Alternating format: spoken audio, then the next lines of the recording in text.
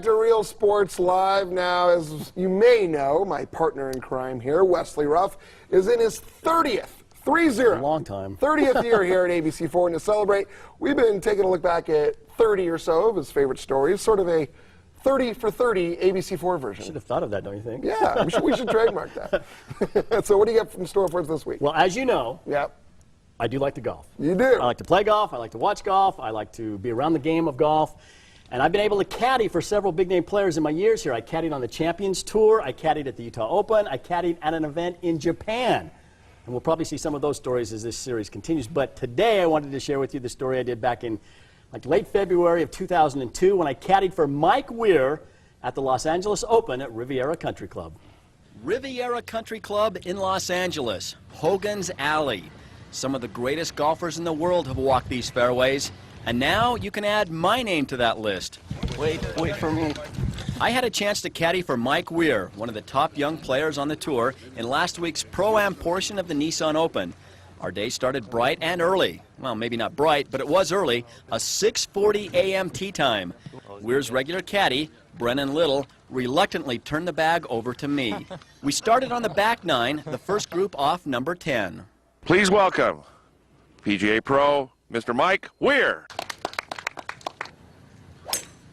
Weir did his job, hitting it right down the middle of the fairway. And I started my job, hauling the bag. Look, he's got zippers open, Joe. I mean, stuff flying out of the bag. It took a while for me to get used to Mike and for Mike to get used to me. A couple of times he tried to hand his club to Brennan and then realized that I was the guy. But mostly, Weir wants his caddy to be there for support. A caddy's like a sports psychologist out there. He's got to know the right things to say at the right time. For me, I like to pick my own clubs and read my own greens and do everything, but he's there for really reinforcement to kind of, just reinforce your decision once you 7-iron, say, I really like that, and just gives you that much more confidence when you step in the shot. I doubt I did that, but the day went by okay. Tiger Woods was on the course at the same time as we were, and we passed him a few times out there, but it looked like we were having more fun than he was. Mike hit some great shots that led to some makeable birdie putts, which he drained, and I was feeling better about myself as a caddy. I wish I knew what I was doing. Until we got to our 9th hole. The 18th at Riviera is a long, tough, uphill par 4. And when I say uphill, I mean straight uphill. And after you finish the hole, it's another humongous hike up to the clubhouse and over to number 1. It was right about then that I knew I wasn't cut out to be a caddy, and that maybe Brennan didn't want me taking his job. I think Brendan was playing an evil trick on you today, and he threw a few things in there, a couple tee markers, and threw all the rain gear in there. Thanks a lot. The pros demand 3 things from a caddy: show up, keep up, and shut up. I figured 2 out of 3 ain't bad. By the time we made the turn at the Riviera Country Club, the sun was heating up, and so was Mike. He crushed his tee shot. I suggested he hit the driver, but I think he would have done that anyway. He hit a great approach shot to the green and made the birdie putt, and we were off and running. By the way, it's always we when a player birdies, but it's he when he bogeys.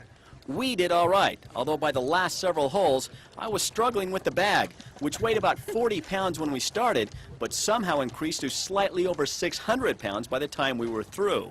It'd be okay if he didn't have all the rocks in it. It's the rocks he's got at the bottom that's killing me.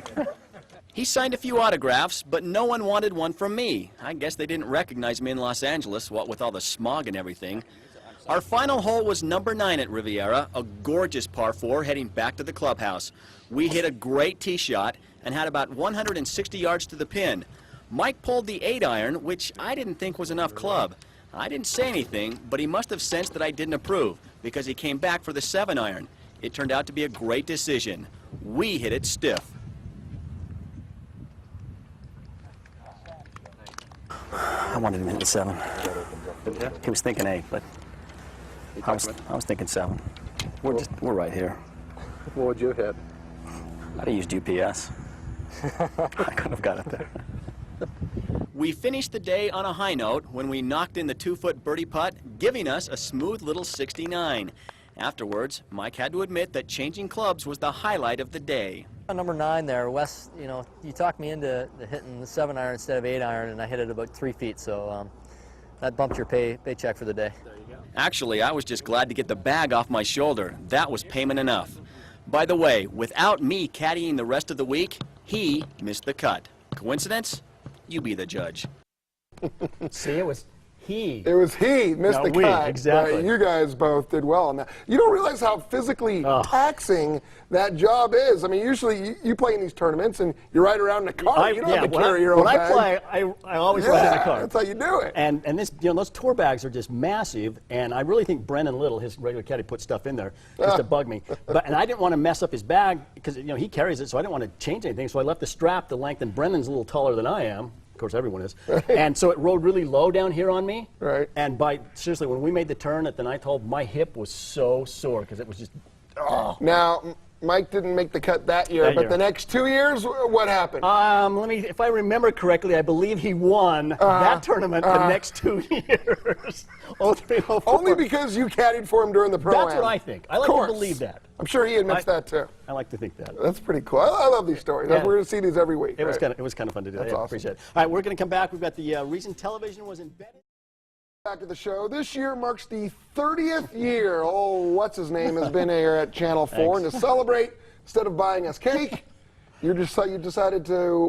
What exactly are you doing? I'm going back to the archives, finding some of my favorite stories from the past 30 years, and showing them again for people who may not have seen them, or maybe forgot about them. I would have preferred some cake, but this is cool. We've done it for a few weeks now. What do you got for us this week? I would actually prefer cake myself. Yeah. A lot of people wonder what it's like to be a professional athlete. They see the players on the field or on the court, but they don't know what they do the rest of the day. Back in about 96 or 97, I followed around Utah Jazz forward Adam Keefe for an entire day just to find out what it was like, and it was enlightening. Adam Keefe's day starts with breakfast, cereal and toast, and he checks out the newspaper and enjoys the view from his kitchen window. Then it's over to the phone for a couple of quick business calls. Okay, this is Adam Keefe calling. Moments later, he heads out on his way downtown to the Delta Center for a game day shoot-around.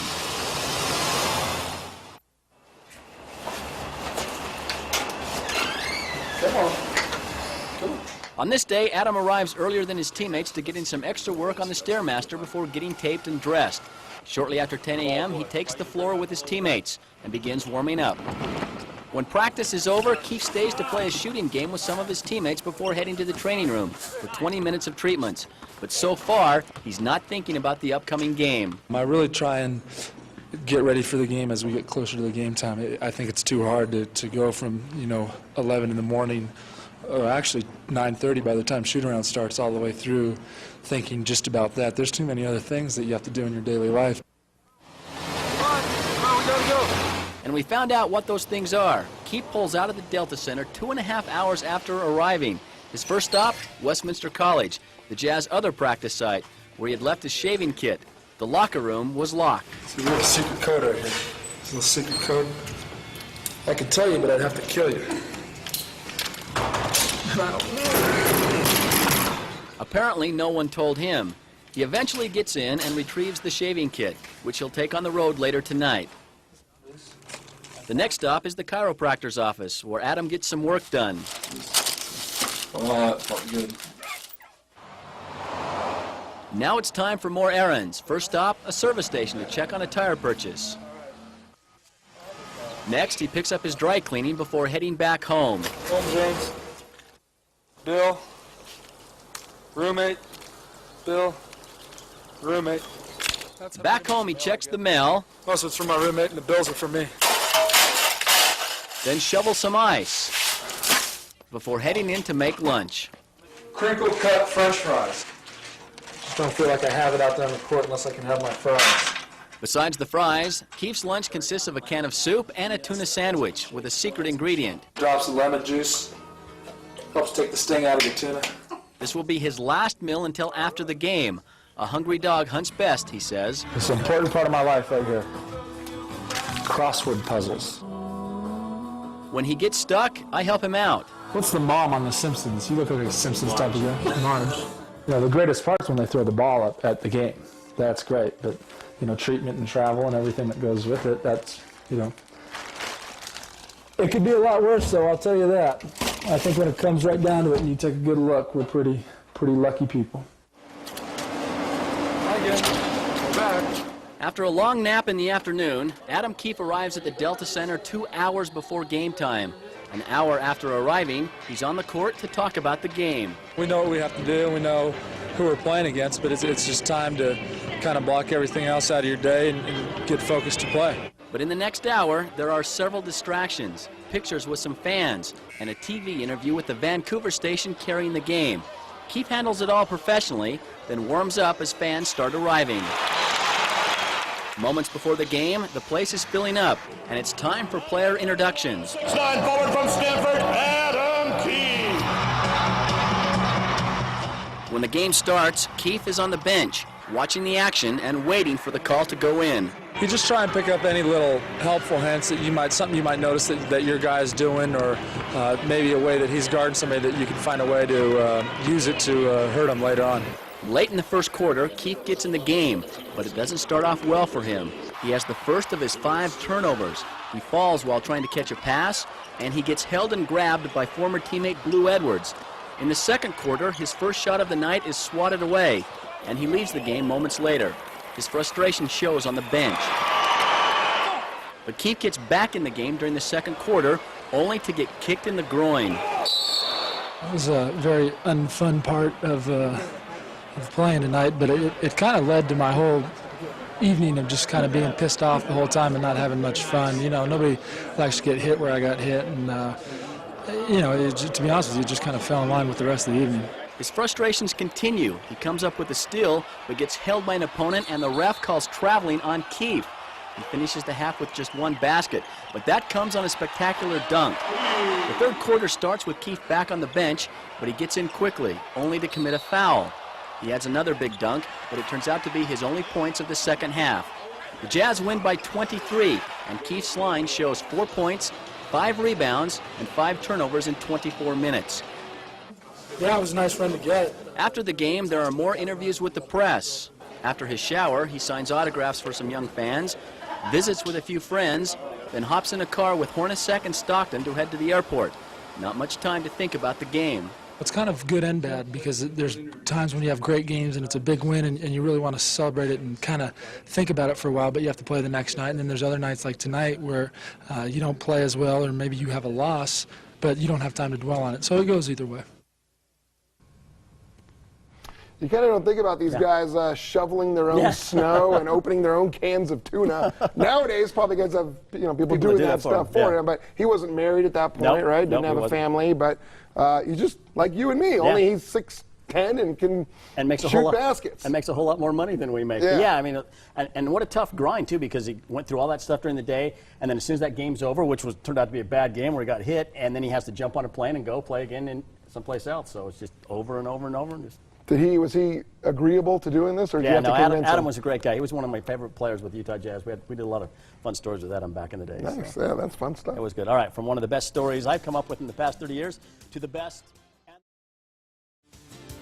Welcome back to the show. As you know, Wesley here is in his 30th year at ABC4, and because of that, he's been going back through the archives, finding some of his favorite stories over 30 years, and as you also know, his voice is kind of shot right now, but not the first time this has happened, right? Which kind of leads us pretty appropriately into tonight's look back, right? That's correct, sir. This is back in 1997, first round of the NBA playoffs. The Utah Jazz were playing the Los Angeles Clippers. Now, in the first 2 games, Jazz guard Jeff Hornacek, who's normally a great shooter, was struggling. Before Game 3 at the Jazz shoot-around that morning at Loyola Marymount University, I asked him about it, and he choked me.